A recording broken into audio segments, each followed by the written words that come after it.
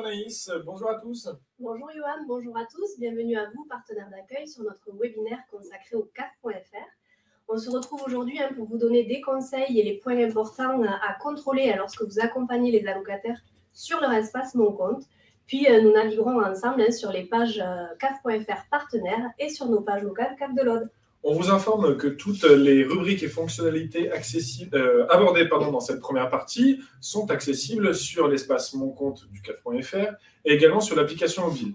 Et tout se déroulera sur cet écran, n'est-ce pas Anaïs? Tout à fait Johan, et on va tout de suite commencer par la connexion, puisque lorsque vous recevez un allocataire CAF, la première étape nécessaire à votre accompagnement, c'est la connexion à son espace Mon Compte.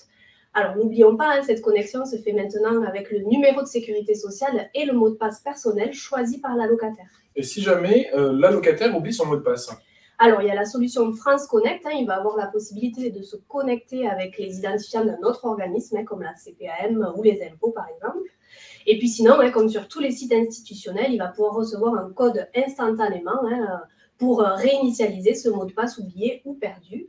Alors, ce code est envoyé par SMS ou par mail. C'est donc important que les coordonnées de contact connues par la CAF soient à jour. Et ce sera un premier point de vigilance à avoir lors de vos accompagnements, la vérification systématique des coordonnées. Alors, si vous souhaitez en savoir plus, sachez qu'il existe un webinaire réalisé par la CAF de l'Aude qui s'appelle « Nouvelle connexion à mon compte sur CAF.fr pour plus de sécurité ». Donc, il vous explique tout sur ce mode de connexion. N'hésitez pas à aller sur notre chaîne YouTube et à le visionner. Oui, alors une fois la connexion réussie, beaucoup d'informations apparaissent à l'écran pour l'allocataire. Alors, par quoi commencer? Alors, quelle que soit la demande, il nous semble important de commencer par un accompagnement qui débute sur la consultation du profil. Cela permettra de vérifier les informations connues de la CAF et de les faire modifier si nécessaire. Oui, puisqu'on vous le rappelle, tout changement de situation peut entraîner un recalcul des prestations de l'allocataire, alors que ce soit un changement de situation professionnelle, familiale, un changement d'adresse ou un changement qui concerne les enfants. C'est important que le profil corresponde bien à la situation réelle de l'allocataire et de son foyer. Alors, une fois ces éléments vérifiés, vous avez donc à votre disposition plusieurs rubriques et des onglets qui vous faciliteront votre accompagnement. Donc, la première que nous allons détailler ensemble, c'est la rubrique « Mes paiements et mes droits ». Oui, puisqu'il s'agit de la rubrique la plus consultée par nos allocataires. Beaucoup de questions concernent les droits et les paiements et vous ne pourrez pas passer à côté de cette rubrique. Attention à bien les interpréter. Il faut bien faire la différence entre mes paiements et mes droits. Comme vous le savez, la CAF fait les versements, les paiements à terme échu, donc une fois le mois terminé. Donc il faut bien être vigilant sur la lecture des informations qui sont à l'écran. Oui, et dans cette rubrique, mes paiements et mes droits, les paiements peuvent concerner un paiement mensuel, mais ça peut aussi être un paiement dû à un rappel de prestation, par exemple. Mais concrètement, Anaïs, comment fait-on la différence? Alors, on va justement prendre des exemples. Donc, sur la page qui apparaît à l'écran, la rubrique « Mes droits et mes paiements » s'affiche. Et là, on voit que le paiement, c'est le dernier paiement versé par la CAF. C'est un paiement mensuel. C'est le paiement qui a été fait le 5 avril et qui correspond aux droits du mois de mars. Sur la rubrique juste en dessous, la rubrique « Mes droits », on voit s'afficher par contre les droits du mois en cours, donc les droits du mois d'avril, qui, eux, seront versés à terme échu le 5 mai. Et dans le cadre d'une régularisation du dossier effectué en cours de mois, l'information est également visible sur le dossier? Elle est visible aussi, elle est toujours dans cette rubrique onglet « Mes paiements ». Donc là, pareil, on va prendre un exemple. Sur l'écran qui s'affiche, on voit que l'allocataire a eu un paiement de 74,13 €.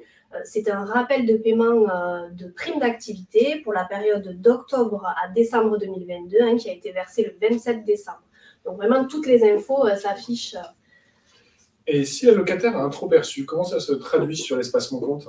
Alors, les dettes, les trop perçus, elles sont aussi visibles dans la rubrique « Mes droits et mes paiements ». Il y a un petit onglet « Mes dettes » qui va apparaître. Et c'est depuis cet onglet qu'on aura la possibilité de consulter tout le détail, donc la période et les prestations concernées par la dette, le montant initial de cette dette et le restant dû.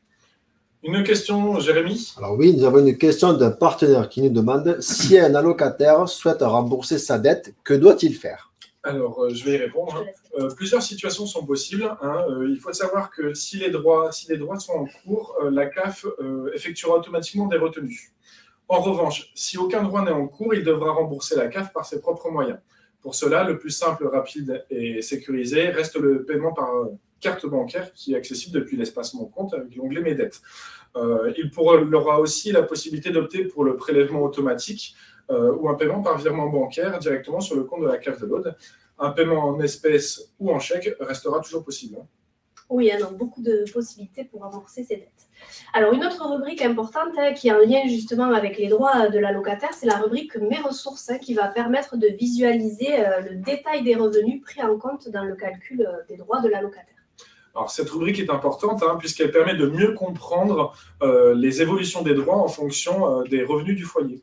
Oui, et selon les prestations perçues, 4 types de ressources existent. Donc, on a les ressources annuelles, N-2, les ressources trimestrielles pour le RSA et la prime d'activité, les ressources trimestrielles pour la hache et les ressources qui vont servir au calcul de l'aide au logement. Donc, si vous souhaitez en savoir plus, avoir des précisions, savoir comment bien déclarer ces ressources et comment elles sont prises en compte dans le calcul des prestations, on vous invite à visionner nos webinaires disponibles sur la chaîne YouTube. Alors, une question de Jérémy ? Oui, une autre question. On nous demande, il arrive parfois que le quotient familial soit indiqué comme non disponible. Est-ce que cela a un lien avec les ressources ? Alors, je vais y répondre. Oui, tout à fait, ça a bien un lien.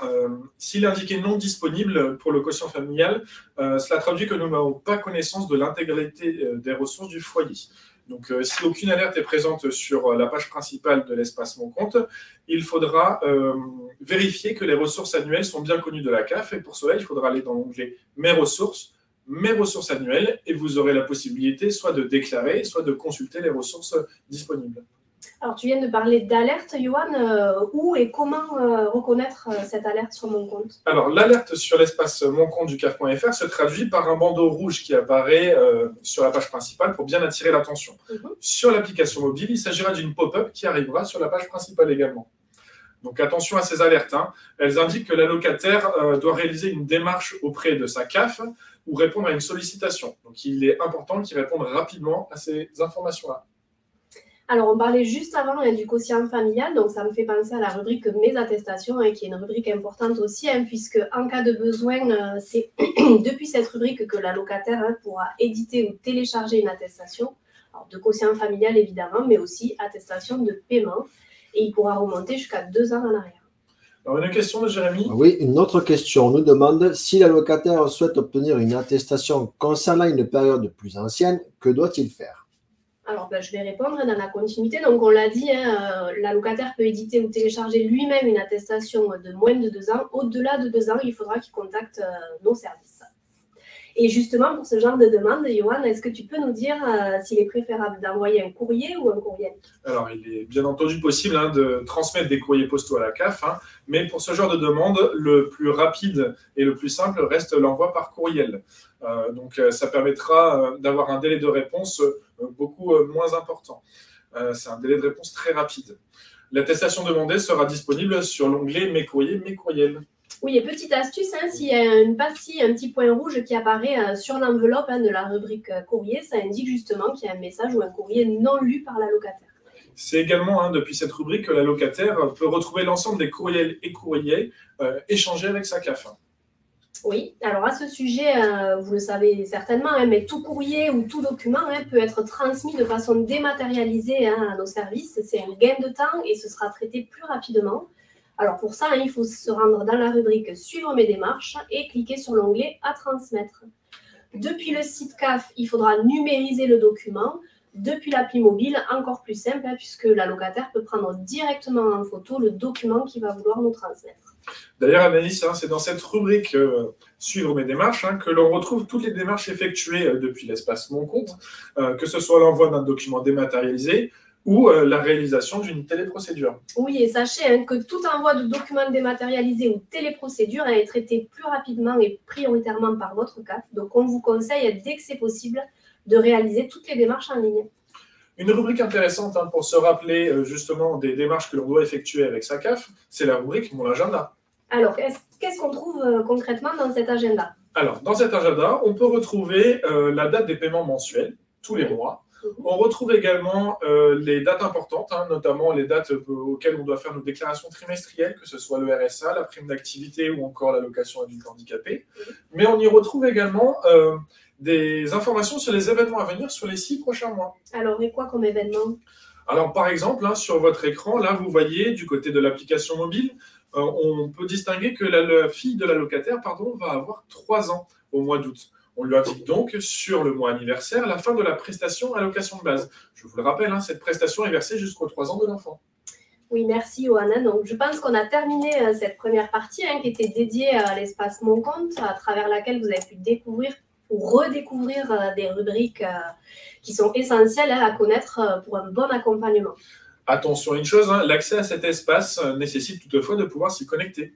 Oui, mais si la connexion n'est pas possible ou si l'usager n'est tout simplement pas allocataire, pas de panique, vous allez pouvoir trouver des éléments de réponse sur votre espace CAF.fr partenaire.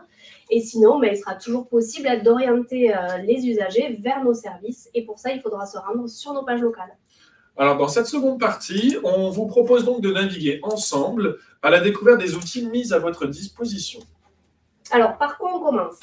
Alors, je te propose qu'on se rende directement sur les pages partenaires. Alors, une fois sur le CAF.fr, vous cliquez sur allocataire et choisissez partenaire dans le menu déroulant.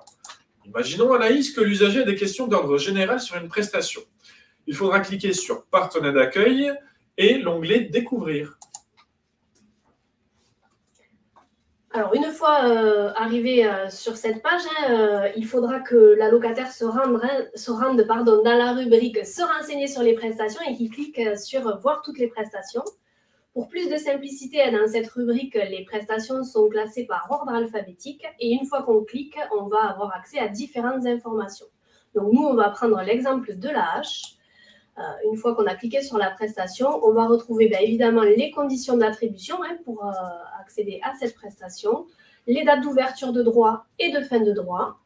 On va avoir en dessous les barèmes avec le montant de la prestation, mais aussi les plafonds de ressources à ne pas dépasser. On va retrouver la démarche à effectuer pour demander cette prestation. On pourra avoir des informations complémentaires. On aura aussi la rubrique prévention des indus avec des fiches de sensibilisation à la prévention des indus. Et enfin, tout en bas, on va retrouver les rubriques questions-réponses fréquentes sur le CAF.fr. Une petite astuce, lorsque vous naviguez sur les différentes pages de votre espace partenaire, il y a une aide à la navigation que l'on appelle fil d'Ariane. Alors, ce fil d'Ariane, il apparaît juste en dessous du header. Vous pouvez ainsi revenir facilement sur les pages précédentes en cliquant dessus. Alors, du coup, justement, on va poursuivre sur la page principale partenaire. Donc, une fois qu'on est dessus, la rubrique qui apparaît, c'est les actualités. Là, ce sont les actualités nationales. En dessous, nous arrivons sur votre boîte à outils. Dans cette rubrique, vous avez à votre disposition des tutoriels pas à pas simplifiés et des fiches d'aide aux démarches en ligne avec des tutos faciles à lire et à comprendre. Alors, vous allez pouvoir aussi accéder au kiosque vie de famille, dans lequel vous allez pouvoir feuilleter les différents magazines CAF, mais aussi le guide des prestations familiales. Les barèmes relatifs aux prestations familiales en un coup d'œil. Vous retrouverez aussi 2 démos de services en ligne, donc c'est des scénarios préétablis pour vous entraîner à vos accompagnements. Une rubrique prévention des indus qui regroupe toutes les fiches de sensibilisation que l'on retrouve aussi dans chaque prestation de la partie réglementaire. Oui, vous aurez accès à un simulateur. Alors attention, ce simulateur, c'est un simulateur d'un site partenaire, mesdroitssociaux.gouv. Alors il va faire un diagnostic général de la situation de l'usager. Après, pour affiner et approfondir chaque simulation, il faudra se rendre sur les différents sites institutionnels. Et enfin, une rubrique « Quoi faire en cas de blocage » avec un accès à l'outil Administration Plus pour des situations de blocage administratif, complexe ou urgent. Et vous avez également à disposition le chemin d'accès pour prendre rendez-vous avec nos services. Oui, parce que si malgré tous ces outils à disposition sur votre espace partenaire, la question de l'usager nécessite une réponse approfondie de la part de nos services, vous allez pouvoir orienter l'allocataire vers nos pages locales et le mode de contact approprié à sa demande. Alors justement, Anaïs, concrètement, comment prend-on rendez-vous avec la CAF de l'Aude ? Alors, direction les pages locales, CAF de l'Aude. Donc, pour ça, on va retourner sur l'espace allocataire. Donc, il faut se géolocaliser pour pouvoir accéder à nos pages locales. Donc, une fois la localisation effectuée, on va pouvoir cliquer sur Ma CAF et arriver sur la page d'accueil de la CAF de l'Aude. on descend un petit peu et on clique sur la rubrique « Prendre un rendez-vous ». Et depuis l'application mobile, est-ce que c'est possible de prendre un rendez-vous? Oui, depuis l'application mobile, on pourra aussi prendre rendez-vous. Une fois connecté, il suffit de cliquer sur Menu et contacter sa CAF, tout simplement. Alors Anaïs, est-ce que tu pourrais nous préciser comment rencontrer un conseiller de la CAF de l'Aude? Oui, bien sûr. Donc, pour contacter un conseiller de la CAF de l'Aude, notre offre de service, elle est riche, complète et s'adapte à tous. Comme on voit à l'écran, on propose des rendez-vous physiques ou téléphoniques, des visio-rendez-vous et même des rendez-vous en ligne. Mais lequel choisir? Ça va dépendre du besoin et de la demande de l'usager. Alors Anaïs, est-ce que tu pourrais nous en dire un peu plus? Alors, je vous donne un exemple. La locataire est en train de réaliser une démarche, une déclaration de ressources, une demande d'aide au logement ou sa déclaration trimestrielle. Il a peur de se tromper ou il est bloqué sur une page de sa démarche. Avec le rendez-vous aide en ligne, un conseiller va pouvoir l'accompagner pas à pas grâce au partage d'écran et sans attendre. Sans attendre? Oui, un rendez-vous aide en ligne peut être pris dans les minutes qui suivent ou au plus tard dans la journée. Alors, bien évidemment, sur les horaires d'ouverture de notre plateforme digitale. Bien entendu. Et si la locataire a plutôt une question sur son dossier? Alors là, 3 possibilités s'offrent à lui. Ce sera le rendez-vous physique, téléphonique ou le visio-rendez-vous. Et là, l'avantage du téléphone ou de la visio, c'est que la locataire n'aura pas besoin de se déplacer. C'est la CAF qui va venir à lui. Alors, on a une question, Jérémy. Oui, une question d'un partenaire qui nous demande si un usager audois a des questions sur les aides aux vacances, où pouvons-nous trouver des renseignements? Alors, je vais répondre là, ce n'est pas sur nos pages locales directement qu'il va trouver la réponse. Il va falloir se rendre sur notre site partenaire vacaf.org pour avoir les réponses aux questions concernant les vacances. Et vous pouvez également lui proposer de visionner notre webinaire « Partir en vacances, votre CAF peut vous aider ». Alors Anaïs, tu nous parles du site vacaf.org, donc un site partenaire. Y a-t-il d'autres sites partenaires importants à connaître pour orienter la locataire? Oui, il y en a plusieurs. Alors, on les retrouve tout en bas de nos pages locales, tout en bas du site caf.fr. Donc, ils sont accessibles à tout moment, quelle que soit la page sur laquelle on se trouve. On va donner des exemples peut-être. Oui, par exemple, il y a service-public.fr, le site officiel de l'administration française pour connaître ses droits et réaliser ses démarches. On va retrouver aussi monenfant.fr. Donc là, c'est un site en grande partie consacré au mode d'accueil et de garde destiné aux parents, mais aussi aux professionnels. Vous avez le site pension-alimentaire.caf.fr, qui est le site de l'ARIPA, donc l'agence de recouvrement et d'intermédiation des pensions alimentaires. Et on va aussi retrouver VACAF pour tout savoir sur les aides aux vacances, comme on vient de le dire. Depuis tout à l'heure, on parle des pages locales sur lesquelles il faut se rendre pour contacter sa CAF. Alors Anaïs, est-ce que tu pourrais nous dire ce que l'on retrouve d'autre sur ces pages locales? Oui, bien sûr, on va le détailler. Donc, une fois connecté, la première rubrique qui s'affiche, c'est les actualités de la CAF de l'Aude. Juste en dessous, vous arrivez sur la partie accompagnement, comment la CAF peut vous aider, donc avec une approche par situation de vie. Oui, on va retrouver juste en dessous la rubrique « Nous contacter », qu'on ne présente plus, je crois. Juste en dessous encore, la rubrique informations utiles dans laquelle on va pouvoir retrouver par exemple nos délais de traitement, le règlement d'intervention sociale ou encore le guide de la locataire. Et enfin, la partie pour vous aider dans vos démarches, dans laquelle on retrouve nos offres de services dédiées à l'accompagnement aux démarches en ligne. Oui, et dans cette rubrique, il y a bien évidemment nos webinaires, mais on peut retrouver aussi les tutos du caf.fr, un pas à pas en PDF des téléprocédures, et la rubrique pour prendre un rendez-vous aide en ligne directement. Merci Anaïs. Alors, notre présentation se termine. Nous espérons que le caf.fr, espace allocataire, l'espace partenaire et l'application mobile n'ont plus de secret pour vous. Merci à vous, partenaires, de nous avoir suivis. Merci à l'équipe technique et de nous avoir accompagnés. Et merci à toi, Anaïs. Merci, Johan. Donc, le replay de ce webinaire sera disponible sur notre chaîne YouTube CAF de l'Aude. Vous y retrouverez d'ailleurs l'ensemble de nos webinaires qui pourront vous aider à vos accompagnements. Alors, n'hésitez plus, abonnez-vous. À bientôt. Merci, à bientôt.